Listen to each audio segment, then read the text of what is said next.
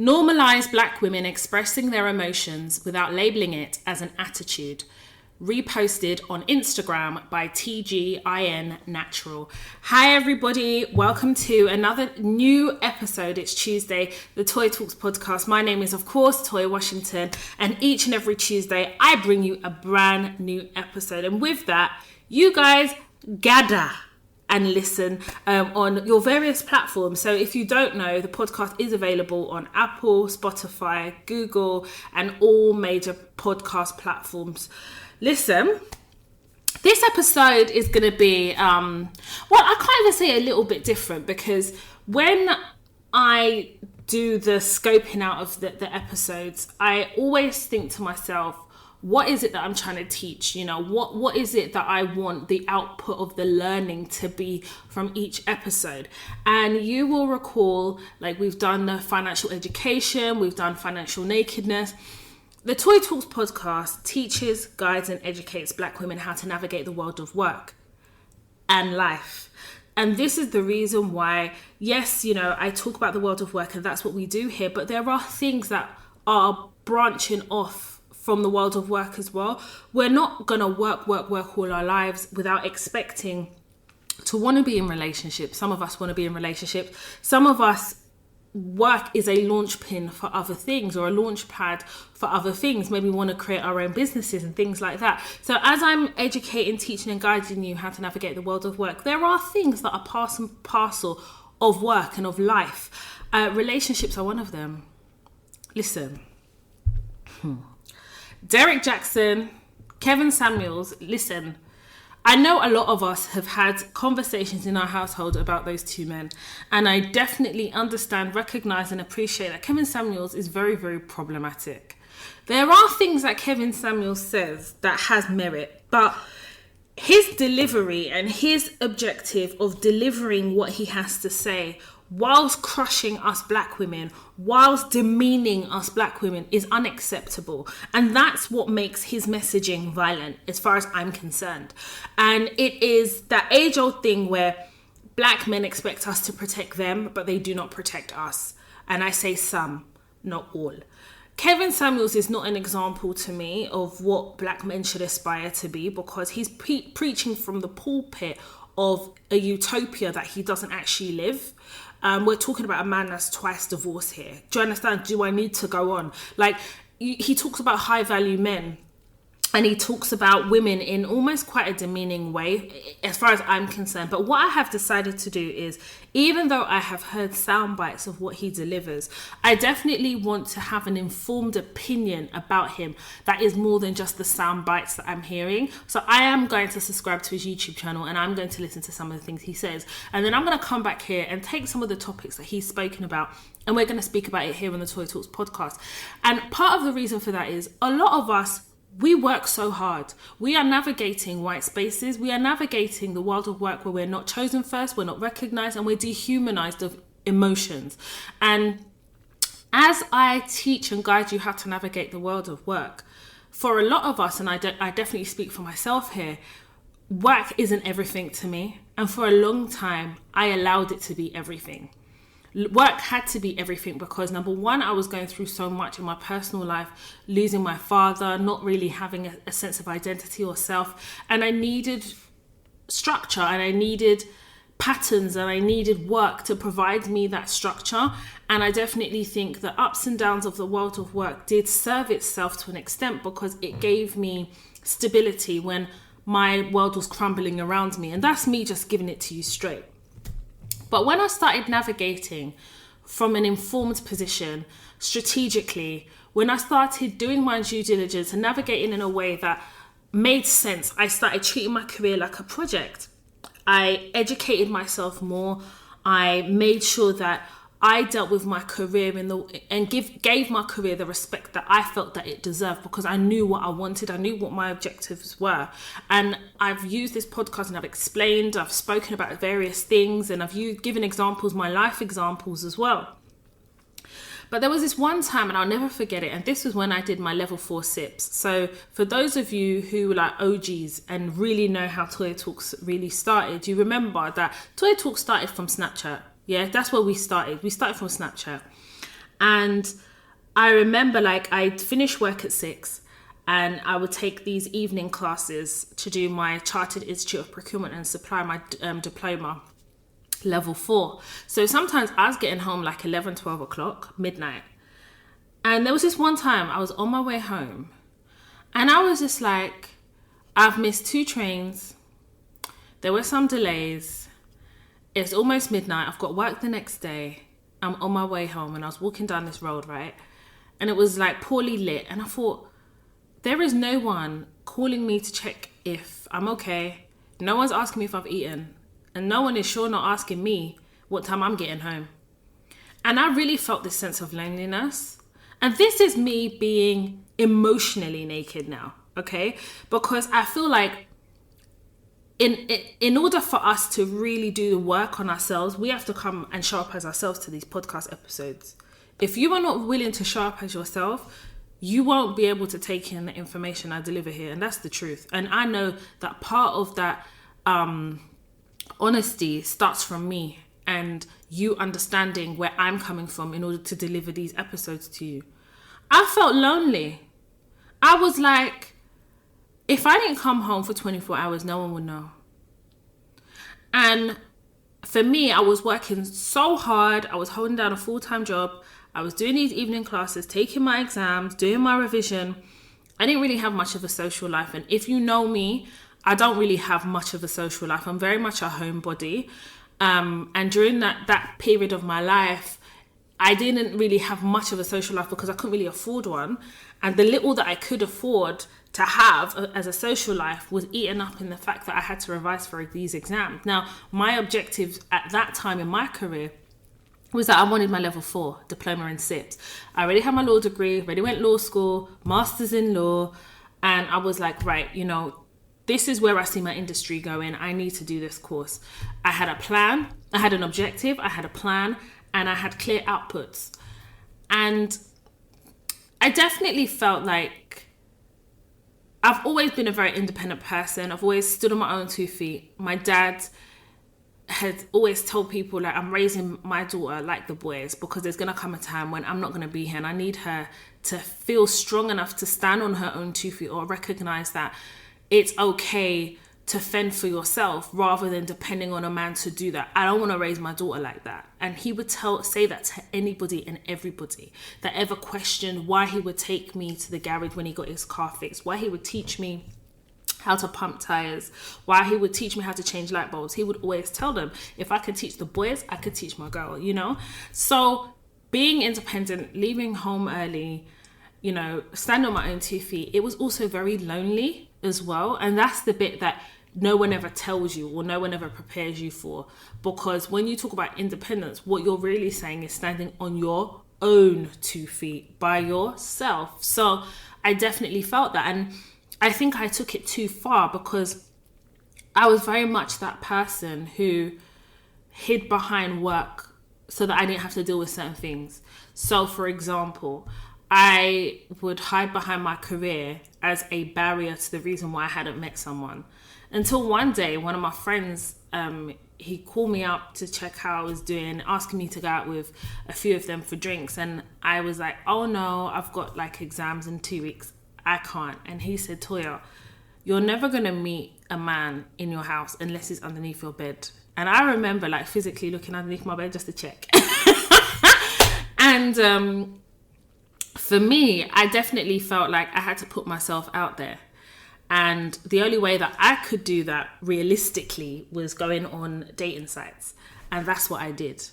Now, I am going to continue this story in another episode.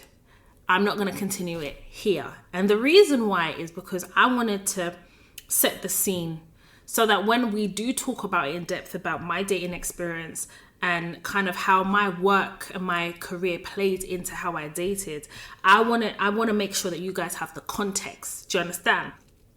And I say all this to say, I was, and I know a lot of you watched Blue Therapy. Now, Blue Therapy is on Trendcentral. Trendcentral is on YouTube, and it is Black created, Black owned, and I absolutely love it. It's from the creators of Backchat. And I watched it last week, Wednesday, And I've been encouraging my fiance, Kay, to watch it too, because I wanted to have a male perspective and have a conversation. And that's exactly what Kay and I had today, a conversation about it. And it really did feed into this episode in terms of what I want to deliver in this episode. And I definitely feel as though relationships is something that I haven't really dealt with on a podcast. And that's just because there were so many things as women that we have to deal with. Dealing with that relationship stuff would come in time. And I think this is now the time, right? I also want people to understand that it is okay to put your work first, but then you have to ask yourself also, what is the balance of happiness that you are seeking? It's okay to say you're lonely. It's also okay to say, I'm desperate to be in a relationship, but I'm not desperate to settle. Simple. And that was my attitude. Like, I was desperate in a way. Like, I was dating and dating some absolute pricks. The dating, I will tell you about my dating experience, but there was a point where I was just so desperate to be in a relationship because I was so ready. And I think when people use the word desperate, they make it sound like, oh, you're so desperate that, oh, you know, you're willing to just accept anything. And that's not what desperate means in that context. It means that, for me, it meant that I was ready to be in a relationship, but I was so desperate to meet the right person because I was meeting so many wrong people. Do you understand? We're going to come to it because there is an episode that I am doing the treatment for called To Be Evenly Yoked. And we're going to talk about it. We're going to chop it up. We're going to talk. And I want you guys to also email me questions as well in relation to relationships and stuff. And you guys know I'm going to keep your anonymity. And just email hello@toytalks.com if you want to ask me anything. And I will feed it into the episode that I will deliver to you. Because the workplace was an opportunity.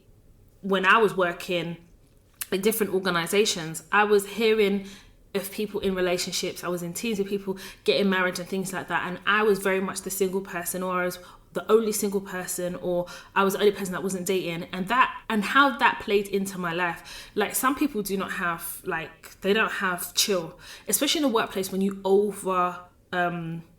over-inform people of your life. And I used to be that way because I used to seek and crave acceptance in the workplace. So I would overshare about my personal life, and I would be embarrassed when things would come back to slap me, because they would. And again, we're going to talk about it. Some of you are going to be laughing. Honest to God, some of you are going to hit the floor laughing. Now, my work life has been crazy, and I will definitely say, especially in the last, I'd say maybe the last 8 to 9 years, I've definitely mastered work, right? I've mastered it. I was a student of it, I've mastered it. And I'm still a student of work too, but I'm a lot more advanced in navigating work than I was when I first started. And I'm able now to be on this side, advise you guys, teach you guys, and guide you guys how to navigate the world of work safely. And in turn, light up the path of your success. Because when we talk about work, we talk about the structure of work, right? We talk about the macro aggressions, the racism, the victimization, the bullying. We talk about all that stuff, the barriers to entry, the ceilings, but we don't really talk about affairs of the heart, because, as you rightly should, we separate emotions and the workplace, or how our personal life affects the workplace. And sometimes they intertwine, because workplaces sometimes remind you of what you don't have, because you're around people who have things that you want. Do you understand? But we're going to get into that. Believe me, I've got you guys covered. There's no how I could create a podcast without giving you guys the covering within the podcast to be able to navigate work and life. It's just not going to happen, is it? I'm going to give you the tools. I'm going to give you the wisdom. I'm going to give you what you need. And I really hope that this episode reaches who it's supposed to reach, hears what they're supposed to hear, and is able to comfort those who need comfort. If you haven't watched Blue Therapy on Trendcentral on YouTube, you need to watch it. I will put a link to the episode on the show notes that will accompany this episode, because it's very important that you watch it. Why? Because I feel like a lot of people have an unrealistic approach to relationships. I'm no relationship guru. I'm just somebody who has a lot of battle scars. Someone who has a lot of battle scars and who has really extensively dated. Equally, I will definitely say that in watching things like Ready to Love, if you don't watch Ready to Love, you should be watching Ready to Love. It's so good. And again, Blue Therapy. So, first episode of Blue Therapy, we see two couples. Now, the first couple, I believe, is Choma and Paul. And the second couple, I'm not talking about them. And I'll tell you the reason why.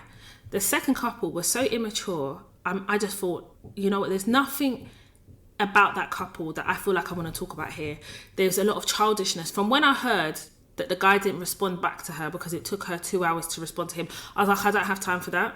That's that elementary crap, you know. For her, it's her first relationship. For him, you know, I don't know. But I really want to talk about Choma and Paul. Now, Choma is an Igbo woman, beautiful Igbo woman. And what I love about Choma, she's about her bag, right? She works really, really hard.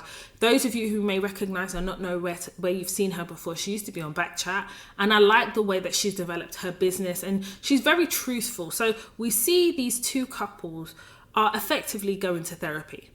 And it's being filmed for us to view. And the therapist is a white woman. I think her name's Debbie. But anyway, she's basically helping them resolve their issues. Now, to focus on Choma and Paul, to me, is really important because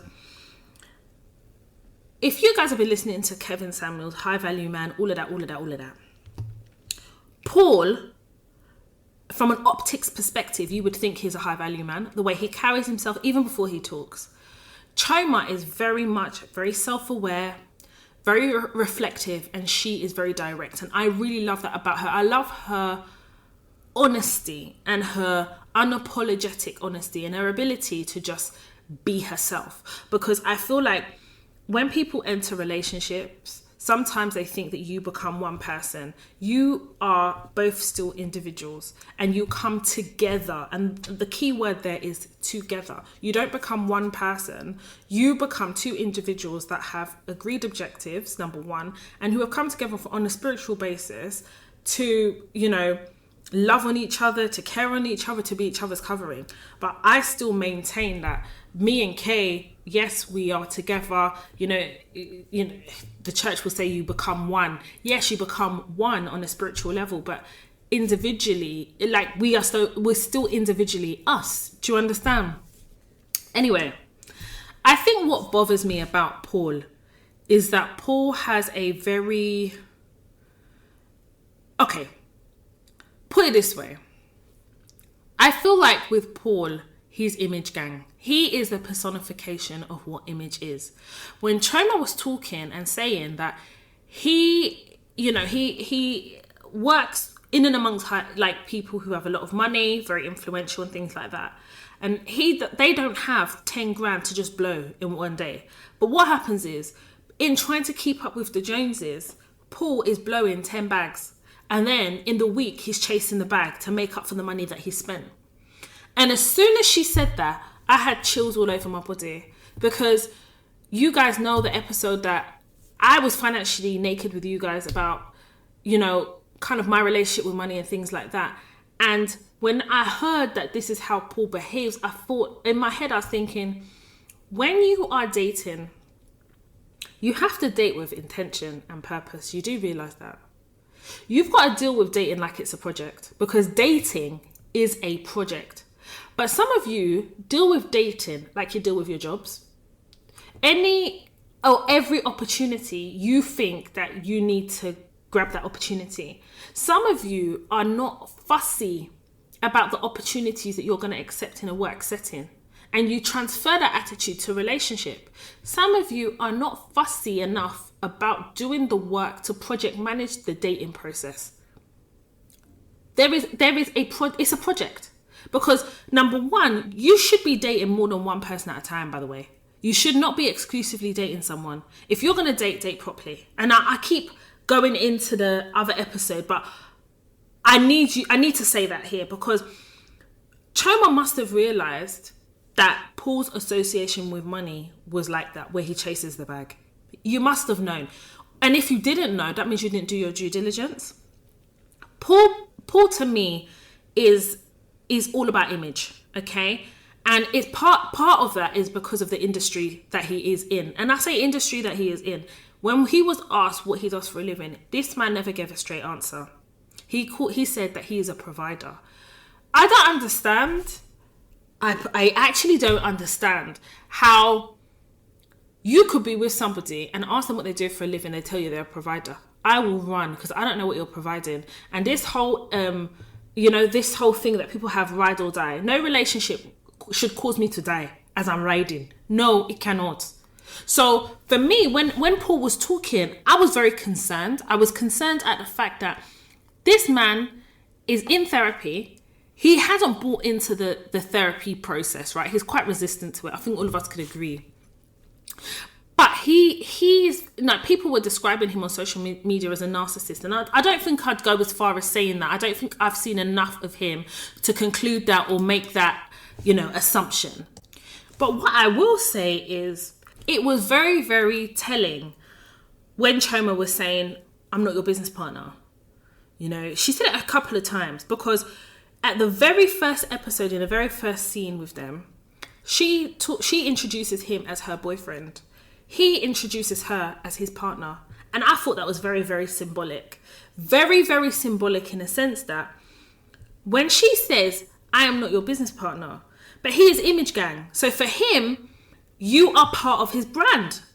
That's how it came across to me. And as part of that brand, he's trying to create an image for his what do you call it? He works with high earners. There is an image that you have to be able to be in the world of high earners. And in what he was saying about what he does for them and how he is for them, there's a lifestyle that he's chasing. That's why he's willing to blow 10 bags and not think about it. And I felt sorry for her, because I was like, if he then blows that and then he's spending a week or two then chasing that 10 bag, he's not concentrating on you because he's chasing the bag. Now, I can't sit here and tell you what Paul does for a living, because I don't think anyone can. He said he does nutrition, he does training, he says he has IT, I don't understand. But again, as black women, we know what we have to go through in life. We know how the world sees and treats us. We go into workplaces and we know that we're constantly doing battle all the time. And you can't be now dating or in a relationship doing battle as well. And if you find yourself in that situation, it's because you ain't done your due diligence. Now, there's up and downs in relationships. No relationship is perfect. I tell everybody, my relationship with Kate is not perfect. I'm not perfect. He's not perfect. Our imperfections together make us perfect for each other. But in watching that first episode of Blue Therapy, I think that a lot of black women are obsessed with success, what a successful man looks like, without asking ourselves, what does success mean to us? As an individual, what does success mean to you? How do you measure your success? How do you define what success looks like? Is success to you earning a certain amount of money? Is success to you being able to afford bags, eating Novikov? What does success mean? Because I feel like unless you can define that for yourself, then how are you then able to define it when you start dating or you meet somebody or you're in a relationship with? Do you understand? Do you have a flawed perception of what success is? Because if you have a flawed perception of what success is, and you don't even realize that it's flawed, when you go to date other people, you're going to be dating flawed men. On the surface, Paul looks like a successful man. But when he opens his mouth, I recognize that success is relative, huh? And I don't think success is somebody spending 10 bags and chasing it for 2 weeks. Because that tells me that you are moving in circles that you can't keep up with. My question is then, what are you willing to sacrifice to keep up with the image and to keep up with that lifestyle? And in this instance, we're seeing that what he's willing to sacrifice is the time with Choma. And that's what she's asking for. I thought it was really telling when she said, she was talking and she was giving examples of certain things. She goes, I don't want to break up with you, but, and in my head I was like, but babe, it's not about whether you want to break up with him. It's whether there is something left to fight for. It's about whether he understands that in order to be able to be in a relationship with you that is healthy, he has to deal with his own perception of self. Because I definitely felt like there was an identity crisis with Paul. I honestly did. Because you know who you are, you know how much you can afford, you know what you have to do to keep up with a lifestyle. And, Choma, when she was describing him, like the thing, like what he does and stuff, I definitely felt like, if you feel like you have to keep up with people, do you know who you are? Because I know for me, I don't live my life to keep up with nobody, because people's goalposts shifts all the time. So does that mean that I then have to shift to keep up with you? And I felt like when he said that, when he was asking his job, he couldn't give a straight answer, and then he said he's a provider. I definitely felt like, it kind of corresponded with what he said when he said that he wanted to go to church to get the help and not to therapy. And this is where, again, another episode is loading about religion. Religion, for me, I've always had a very difficult relationship with religion. And I'll tell you the reason why. Because I definitely believe that religion has always been the foundation of my life. However, I respect the fact that my father made sure that I developed my own journey in my own faith. Do you understand? I didn't feel like faith was imposed on me. I definitely felt like it gave me structure. There was something I read and it said, your pastor is not your therapist and church is not your therapy. Let me repeat that. Your pastor is not your therapist and church is not your therapy. And I definitely do believe that people hide behind religion and the church. Because if your pastor was to ask you what you do for a living, if you said provider, there are some pastors and some churches that will accept that because of the way that the Bible depicts what men are and who men should be and the way that men should be in a relationship. And that to me was worrying when you say that you're the provider. So my question is, what is Choma's position then? And as the program evolves, we see where he wants her to be a stay-at-home wife, and quite rightly Choma said, listen, there's nothing wrong with that, but that's not what I agreed to be. I think that Paul is very problematic in that he thinks he is always right. He is unwilling to meet Choma halfway to understand that the reason why they're in therapy is because she's trying to get help to fix what is clearly broken. And unless he understands that their relationship is broken, that relationship's not going to go nowhere. Equally, I definitely felt like, listen, ladies, I have been dating men in the past before I met Kay who were from varying backgrounds. And I just want you to be aware of something. You see this high value man business. You got to understand there are high value men, there's mid value men, and there's low value men. Facts on facts. Do you understand? Those high value men that some of you are aspiring to, you have to understand what they have to compromise to be a high value man. Those mid value men, you need to understand, and there's nothing wrong with being a mid value man. Listen, not everybody is going to marry rich. You have to understand that. Yeah, not everyone is going to be with a man that's going to tell them to sit down and they don't have to work. You have to be able to secure your own bag and allow a man to compliment you. If you go into a relationship or you date somebody where you think that this man is going to basically be the answers to your prayers, you're going to have a rude awakening. I definitely feel like some women pick their men the way they pick jobs. Some of you are hopping from one job to another because you ain't done your due diligence. You haven't taken the time to assess what it is that you want to do. So you're jumping. I used to be her. Listen, the longest I was in any job at a certain period of my life was 3 to 6 months. I was out. Because I wasn't doing the due diligence. And more importantly, I didn't even know what I wanted. So then it did reflect on guys I was dating.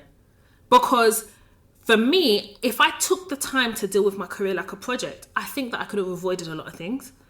And I think that if I dealt with dating like it was a project, I would have taken a very realistic approach to what dating means.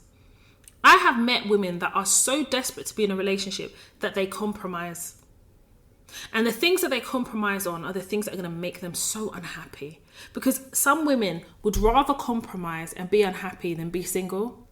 And my attitude is, I would rather be single than have to compromise on what fundamentally makes me happy, only to be unhappy in the end. Do you understand?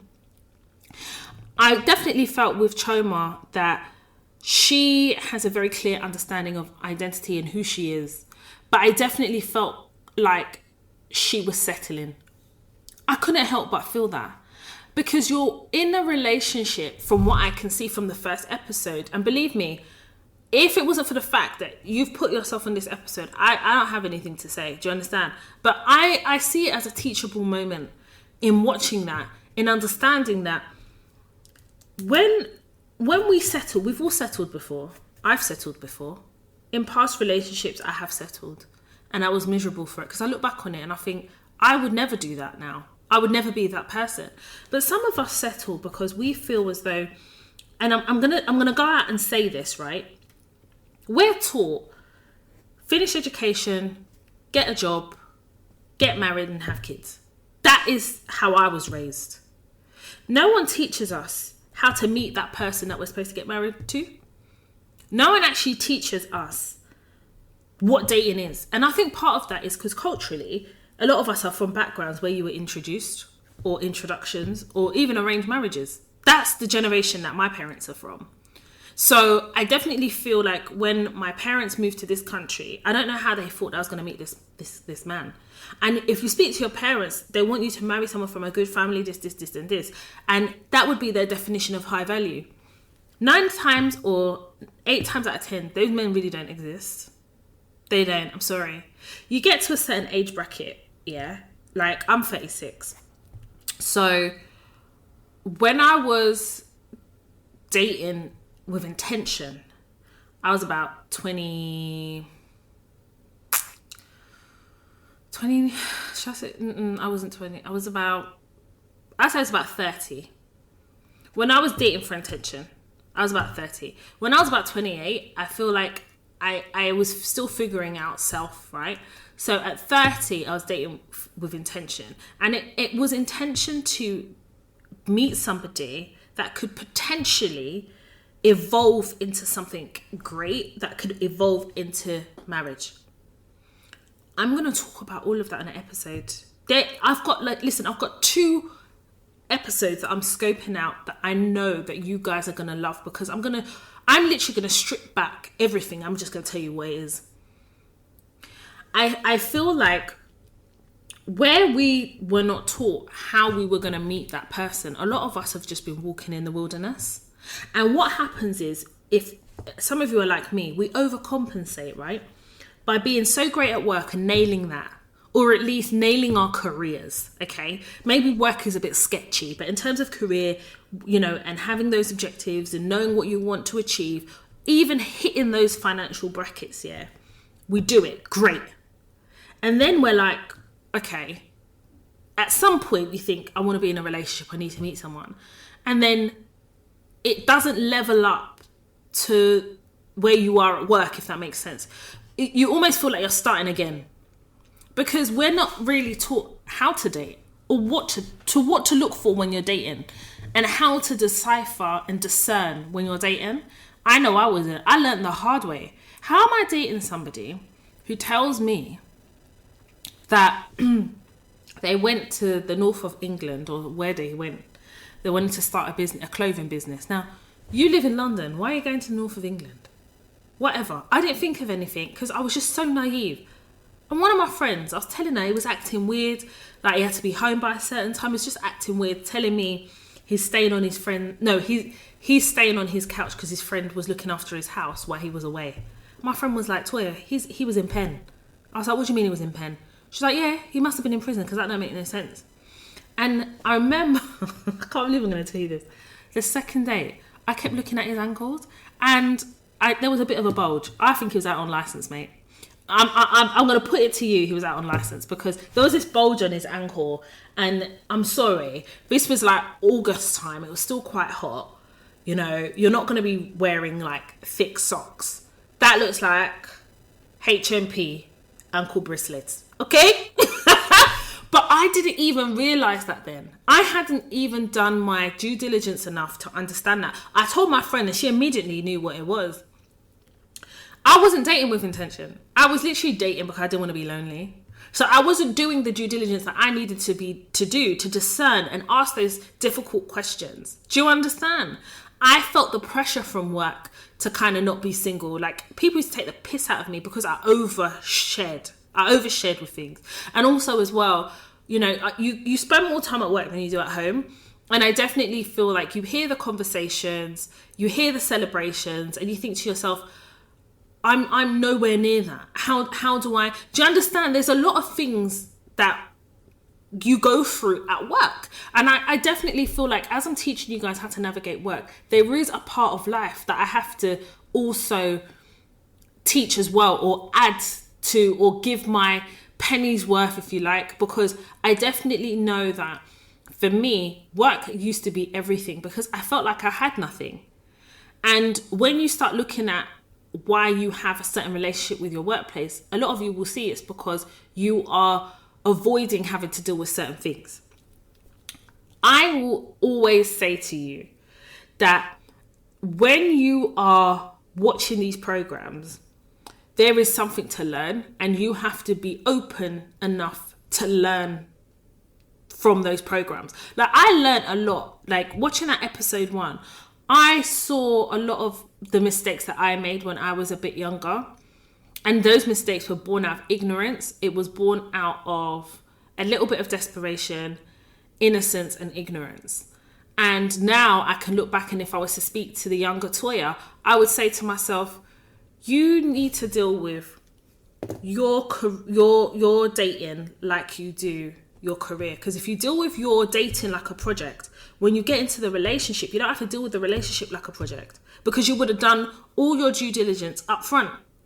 And that due diligence is ongoing until that dating turns into exclusivity, until it turns into a full-blown relationship. Do you understand? I think that Paul is the epitome of a man who refuses to look at himself in the mirror and accept who he is and where he is coming from. The rags to riches story is a lot of our stories, in terms of a lot of us haven't had the handout. We haven't had a silver spoon. We've had to start from the bottom. And I think it's important to have a clear image of who you are as a person, where you've come from.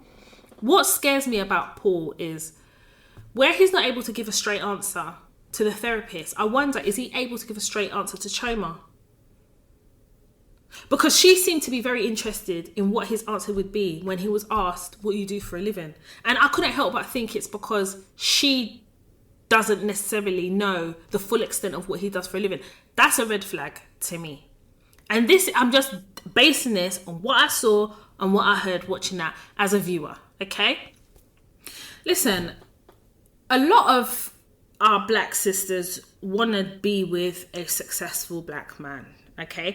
And there's nothing wrong with that, or a successful man. For me personally, let me just put it here on Front Street so we all know, yeah?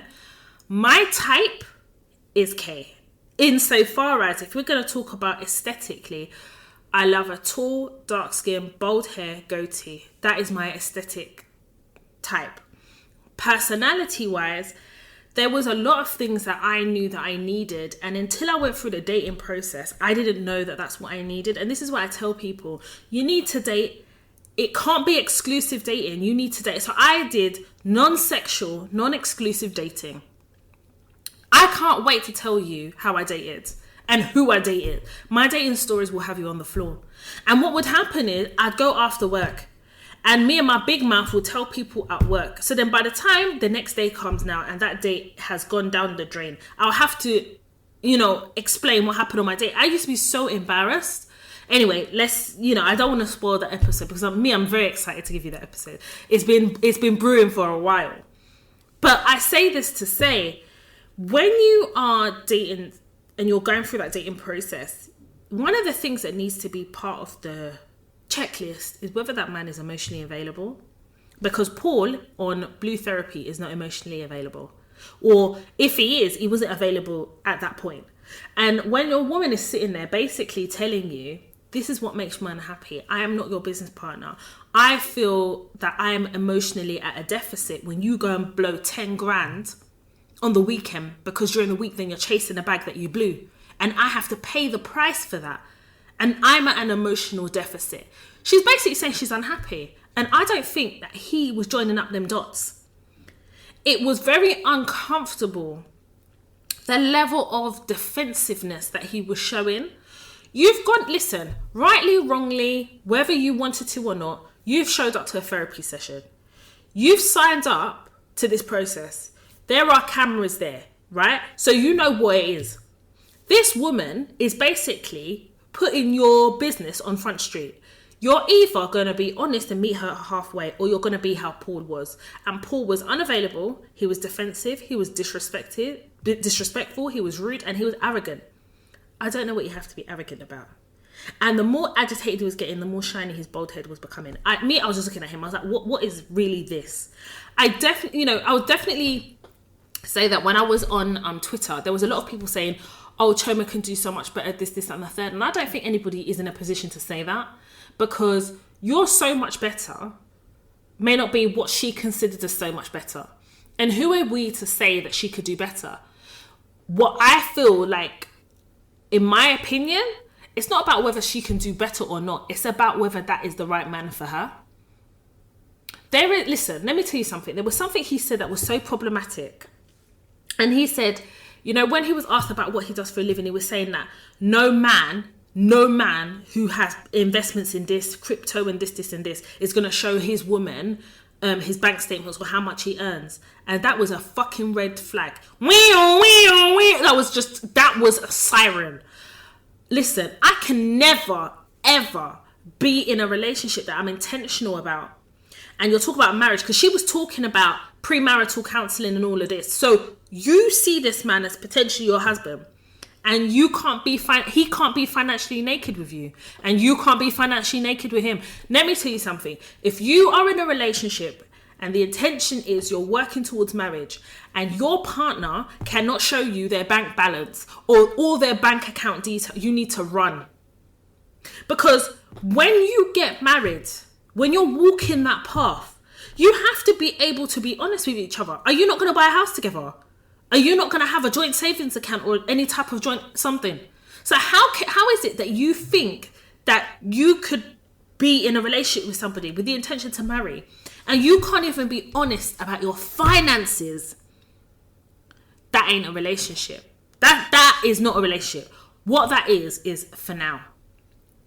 That is just for now. And don't get it twisted. I'm not underestimating that it is easy to kind of financially be naked with someone. I know how difficult it was for me to record the episode of financial nakedness, and I haven't gone into detail about kind of, there is another episode which is part 3 about kind of the financial battle scars that I had to work through. But equally, getting into a relationship with somebody with the intention to get married, knowing that I would have to be financially naked with him, it was really difficult. I'm not going to lie, because I wasn't financially where I wanted to be. My credit history was not great. In fact, there were things on my credit history that I knew that I would have to explain because they were there, right? And if I'm going to get married to this man, you're going to have to see all of me. Do you understand? So when this Paul guy is talking about no man that's going to show his woman his accounts, well, I've got to question then your intention for Choma, because my girl was looking at this as potentially the man that she's possibly going to marry. But yet, you can't even be honest enough with her about how much you earn. So then my question to Choma would be is, how do you know that he works or does what he says he does if he can't even be honest with you to show you his accounts? I'm really sorry. When me and Kate got together, within 6 months of our relationship, listen, when I tell you me and Kate's story anyway, but within 6 months, I was just really honest with him. It took a lot. But when I knew what we were working towards, I knew that in order to know where you're going, you have to know where the path is. In order to know the path, you have to share the coordinates. And I had to share my coordinates with him. Saying, this is the coordinates, baby. This is the path that you said we should go. I got the coordinates. There is a level of vulnerability in a relationship you have to show. So if somebody is not emotionally available, how are you going to show that vulnerability? How are you going to do it? A lot of you, I definitely feel like, are in a for now relationship, and some of you don't even realize it. Some of you don't realize you're in a for now. And a for now relationship it's okay for now. It's serving its purpose for now. It's good enough for now. Some of you are just doing image gang. And listen, image gang is not a bad thing if that's both of you. Not if one of you are being intentional and the other one is just doing image gang or just doing for now relationship. It's going to end in tears. And this is why I always say to people, it's okay if you're just, seeing how things go. If that's what you want to do, fair enough. Both of you have to be on that page. If one of you is on that page and the other one is on a forever tip, there's going to be a problem. If you deal with dating as a project and you have objectives of dating and you have outcomes, listen, I'm going to tell you how I dated and it fucking works. It works because all my friends who have come to me and have asked me to advise them with dating and I've done it, it works for them. I always say, what are you trying to achieve? Oh, I don't want anything serious. I just want to date someone. Cool. But some of you have to have a reality check with yourself. Because a lot of you, like me, overachievers, high performers, right? So our work is like where it needs to be, or at least our career is on the trajectory. But when it comes to relationship, we're absolutely abysmal at relationships. I know it was catastrophic. But my work life was great. And when I look back, the reason why it was at that time is because I had walked through the valley of the shadow of learning lessons, right? I've walked the hot coals. So now when I started to formulate how I would deal with work and start to project manage my career, things started to happen for my career. Things started to move in the right direction. I had a firm grip on my career. But when it came to relationships, it was a mighty mess. It was a mess. Because I dealt with it like I was led by emotion all the time when it was dating. How can you date with emotion if you know that you haven't done the deep dive analysis of the person you're dating? There was one girl I knew. She was always dating exclusively. She'll meet a guy and be exclusive to that guy. And one day I said to her, go and ask that man if he's dating other people. Oh, I don't know. No, I don't want to be intrusive. I said, go and ask him. The guy was dating 9 different women while homegirl was being exclusive to him. Her career, everything was on a trajectory. She was working for Clifford Chance. She was doing her thing. But when it came to dating, it was just so far removed from what Monday to Friday looked like for her. Paul from Blue Therapy needs to be on a risk register. He does. If a man can't give you a straight answer about what he does for a living, that's a red flag. If a man can't tell you how he's dating, i.e., are you dating with intention? What are your intentions? Are you dating with purpose? If a man says he doesn't know, I'm not sure, red flag. It's okay to say that you're just seeing how things go and you're dating people. But the fact that you're not willing to say that, red flag. You need to understand that when you are dating these guys, your job is to do an analysis about whether you see yourself with that person and whether that person complements you. Women, Kevin Samuels is gassing men, you know, gassing them, gassing their colomental. But no one is actually serving the sisters. So this is what we're going to do with Toy Talks, because I'm serving my black sisters here. That's what we're doing here. Because how is it that we walk the hot coals of work, yeah? How is it that the battlegrounds of work is what we're doing Monday to Friday? Then on the weekend, you're suffering in the dating pool of just low down, dirty dogs. No, it's not going to happen. I'm not sitting here telling you, when it comes to relationships, I am a subject matter expert. I'm not. I can't say that, you know. What I can say is when it comes to dating, I'm a fucking subject matter expert. I'm gonna wear that crown. Shall I tell you why? Because I dated I dated scummy guys, scumbags. I dated mid-level guys. high earner guy. I dated the different types of guys, and my approach to dating is I'm going to just date. And I will figure out and formulate the man that I want to be with, because I could have a basic understanding of the type of guy I want, but until you actually put yourself out there to date, you don't even know what's out there.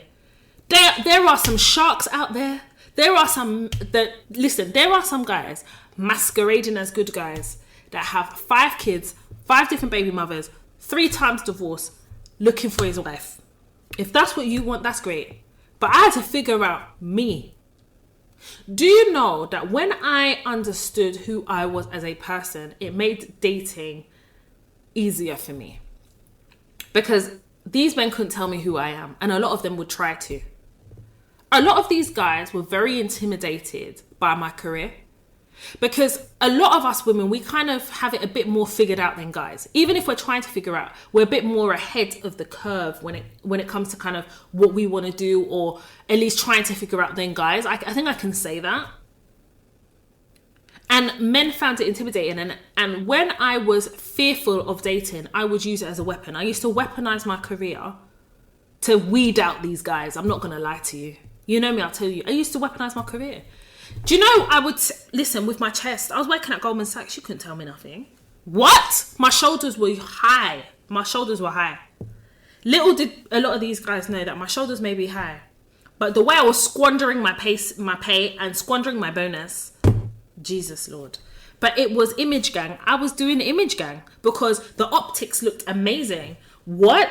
She lives on her own, pays her own bills. She works for Goldman Sachs. She has a law degree. She went to law school. She got a master's in law. Like, she's doing her damn thing. My wigs were on what?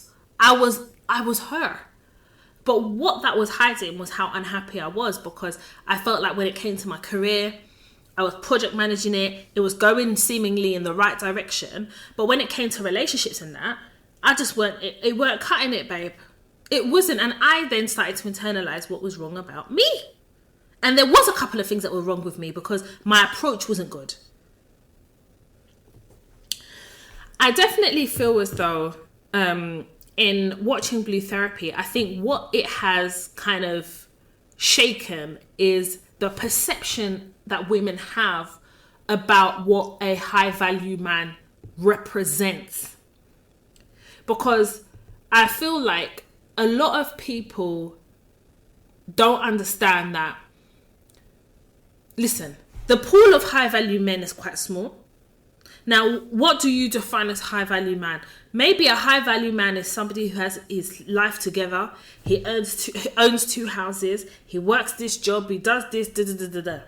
Maybe that's what you call a high value. That's a small pool of men, by the way. If you are dating an entrepreneur, like Paul will tell you he's an entrepreneur, and for all intents and purposes of what he was saying, he's an entrepreneur. That comes with risk. It comes with risk that, number 1, he could be just fucking delusional. Number 2, that he does end up spending £10,000 on bottles of drink for his clients out of his own pocket. It could mean that when he spends that 10k, in the week, he's sweating and panting because he knows he's got bills to pay. And that 10k could have lasted for about 3-4 months, but he's blown it in one night. So he's chasing that.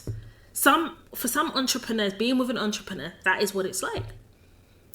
Listen, I have friends who are with entrepreneurs who are a bit more pragmatic about their approach, okay?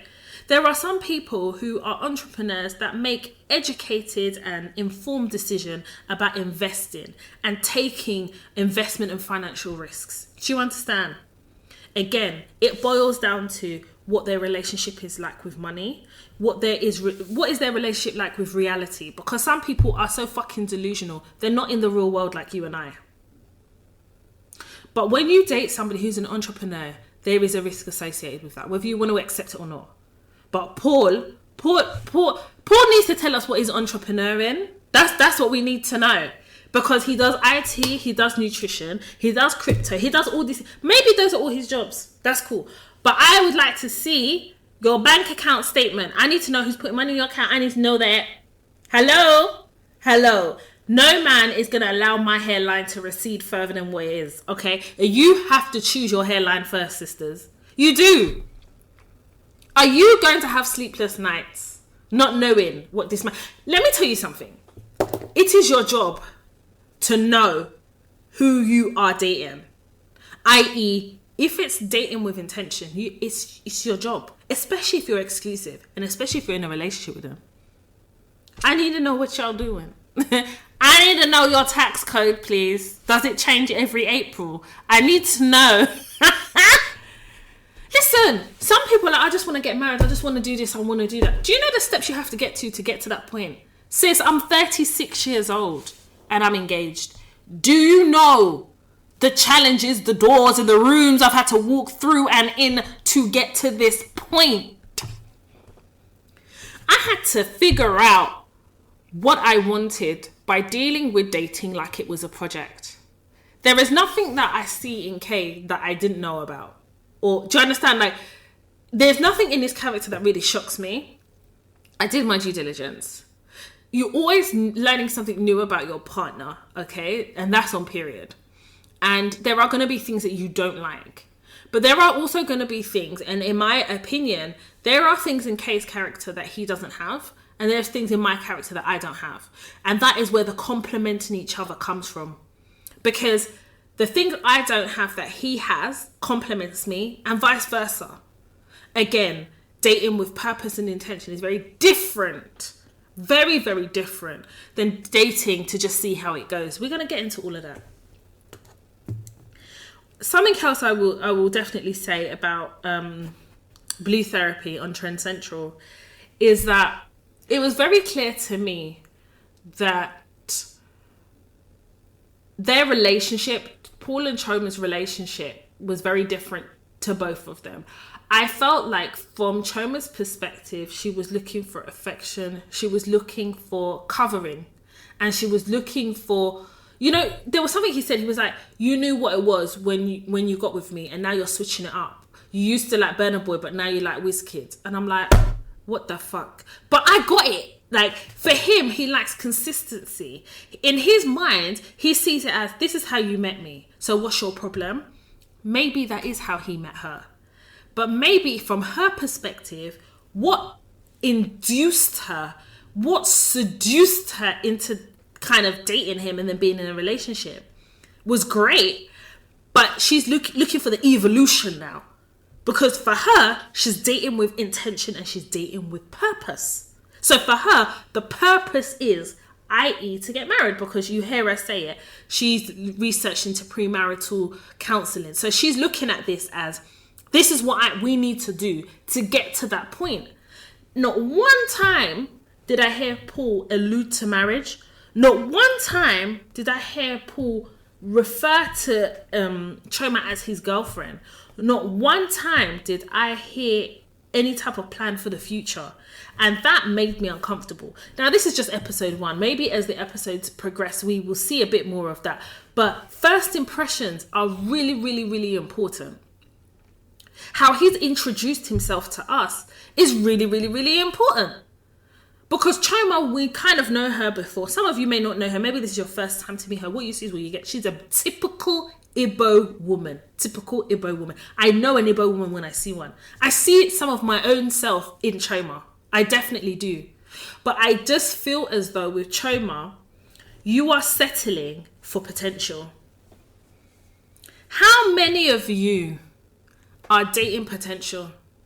But how far are you going to potentially continue until the potential is realised? And this is, I think with Choma, she dated potential.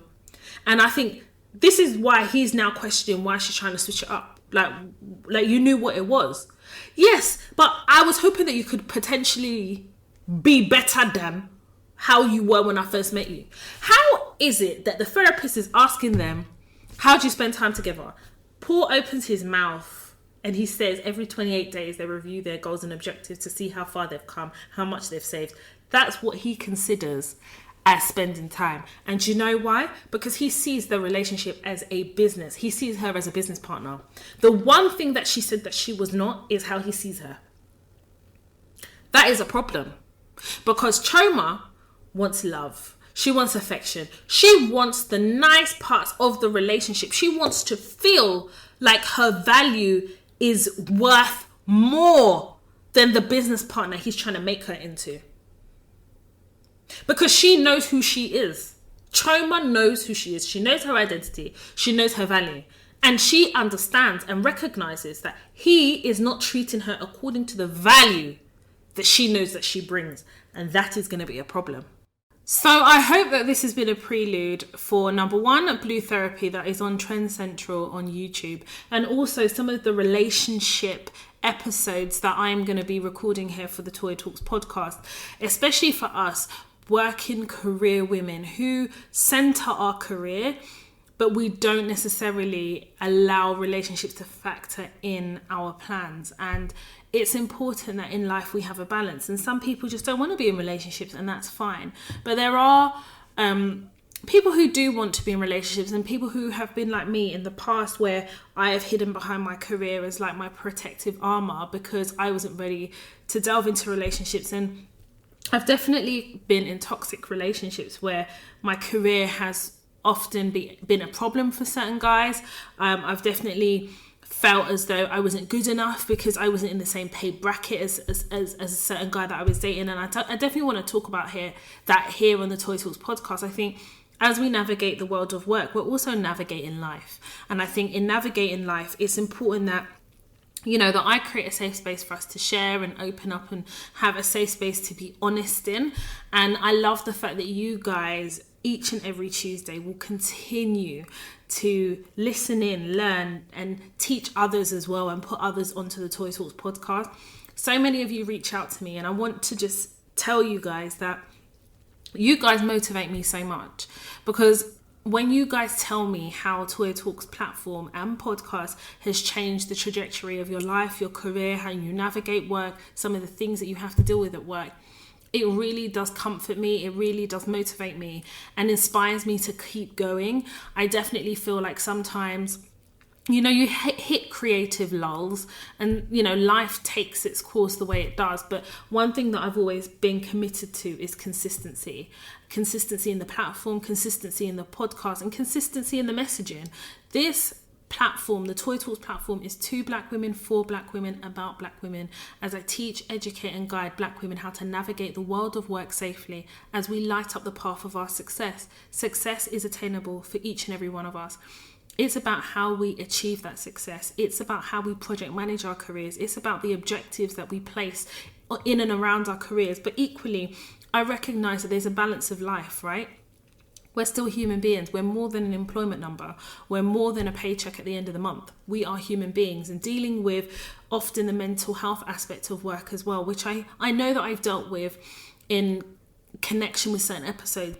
I'm very aware that I talk about being strategic and having a plan, but there is a human element to how we navigate the world of work, and it's important that we bring that human element to the podcast. And I hope that I do that each and every week, and I do that through my own experiences, vulnerability, honesty, and being able, like I said previously, to create a safe space for conversation. I love the fact that a lot of you use the episodes in your group chats and your WhatsApp group chats, and I love the fact that you guys share with me some of your exchanges with your friends. And there's going to be some people that don't agree with certain things that I say, but believe me when I tell you that I'm talking from a place of experience. My career is I could say I've peaked, but I'm on the cusp of peaking, I think is probably the better description. And I know what I've had to go through to get to where I am. And if I can remove some of the, hot coals and the difficult situations and often painful situations, I want to be able to do that by sharing those experiences here on the Toy Talks podcast.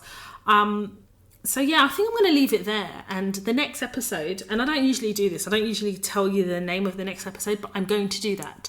The next episode is called To Be Evenly Yoked, and we're going to have a very honest conversation about dating, how I've dated, what dating was like for me, how work played into that, the nuance of being, being a high achiever, if you like, and kind of propelling in my work life, but it not kind of manifesting in my personal life, and how that took a toll as well. And being really frank and honest, and there's going to be some comedy as well, because you guys know I'm just the way in which I describe stuff is crazy, but I just have to tell you guys, because also as well, I want people to understand that just because I am engaged, you better understand that it wasn't like a straight fairy tale. This wasn't like a fairy tale episode of Love and Basketball. Like, I went through shit, do you understand? And I want to be able to share that with you. And also as well that, you know, in your careers, I always teach you guys not to compromise and actually to aim to get what you deserve. And it should be the same that is replicated in relationships as we navigate work and life. Anyway, I'm going to leave it there, and I'm going to thank each and every one of you for joining me for yet another episode of the Toy Talks podcast. You guys know that each and every Tuesday is a brand new episode. If you know somebody who will benefit from the episodes, if you want to re-listen to some of the episodes, send it to somebody who you think that needs it. I would really appreciate that, and I'm sure the recipient of an episode would do too. If you haven't already, make sure you go onto toytalks.com for the masterclasses. We've got the CV masterclass, interview skills masterclass, negotiation masterclass, mother and daughter masterclass, and we've got the redundancy masterclass. Make sure that if you haven't already, depending on where you are in your career, or maybe you think, actually, do you know what, I need to brush up on my interview skills, then you know that I have the masterclasses there and ready waiting for you guys. I am going to record some more masterclasses. One masterclass I know that I definitely have to do is the pregnancy masterclass. Talk about maternity legislation and the laws that protect, and how we can benefit from some of the laws that protect pregnant women and those who are fostering as well. There is legislation that protects foster parents as well. I want to talk about that on a masterclass, and also how to be a new person in the workplace, how to pass your probation period. Yeah. That is what we're going to talk about on one of my masterclasses that hopefully I will be recording and uploading very soon. If you want to follow me on social media, then if you don't already know, I'm on Instagram. My personal Instagram page is Toya_Washington. Follow me on Twitter, Toya_W with the hashtag Toya Talks or Toya Talks Podcast. If you want to follow me on Snapchat, it's Toya Washington, all one word. If you want to follow the Toya Talks Instagram page, it's Toya_Talks. And leave a comment, message me, DM me. And if, most importantly, you have a work-related dilemma or a dilemma that relates to one of the episodes and you want me to advise, just be rest assured that your anonymity will be protected. If you email hello@toytalks.com, I will endeavour to respond via an episode. I want to thank each and every one of you for listening. Thank you for joining me each and every Tuesday for an episode of the Toy Talks podcast, sending you love and light, wishing you a great week, and I'll see you again next week for another episode of the Toy Talks podcast. My name is Toya Washington, and you have been listening to the Toy Talks podcast.